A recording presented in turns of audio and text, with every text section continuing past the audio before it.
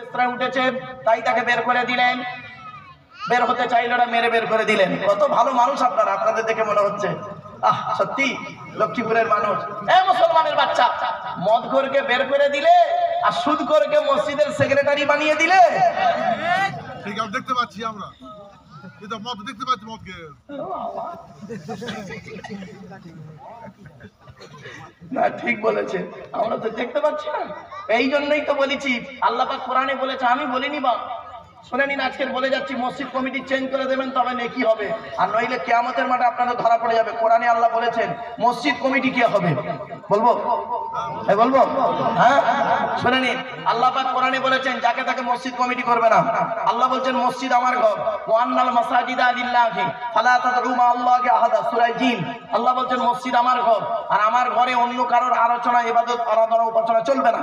আর আমার ঘরের দায়িত্ব কারা নেবে, অর্থাৎ মসজিদ কমিটি, সেক্রেটারি, ক্যাশিয়ার কমিটি কে হবে, মসজিদের দায়িত্ব কে নেবে, আল্লাহ নিজেই কোরআনে বলেছেন, আমি বলিনি বাবা, আমার একদম ভুল বুঝবেন না। আমি কোরআনে আয়াত পড়ে বাংলা মানে করে দিচ্ছি, শুনে নিন। ইন্নামা ইয়ামুরু মাসাজিদাল্লাহ মান আমানা বিল্লাহ ওয়াল ইয়াউমিল আখির ওয়া আকামাস সালাহ ওয়া আতাজ যাকাত ওয়া লাম ইয়াখশা ইল্লাল্লাহ ফাআসা উলাইকা ইয়াকুনু মিনাল মুহতাদিন। এই আয়াতটা হলো মসজিদ কমিটির দায়িত্ব। মসজিদ কমিটি কে হবে তার দায়িত্ব হলো এই আয়াতটা। এই আয়াতটা কোথায় আছে? 10 নম্বর পারার 8 নম্বর পৃষ্ঠা 9 নম্বর লাইন, সূরার নাম সূরা তাওবার 18 নম্বর আয়াত আল্লাহ বলছেন। এর বাংলা মানেটা শুনলে চমকে যাবেন। আল্লাহ বলছেন মসজিদ কমিটি ওই লোকটা হবে যে লোকটা 100% আমি আল্লাহ আমার উপরে বিশ্বাস করবে। জোরে বলুন সুবহানাল্লাহ। তো ঈমানটাই নেই। 100 ঈমান আর মুমিন হতে গেলে কোরআনে আছে 30টা গুণ লাগবে। কোরআনে আছে সর্বাধিক 30টা গুণ লাগবে, সর্বনিম্ন 5টা গুণ লাগবে। আর হাদিসে আছে ইমানের 70টা ভাগ, আল ঈমানু বিযু ওয়া সাবউনা শুবা, 70টা ভাগ। ওই 70 আর 30 কত হলো?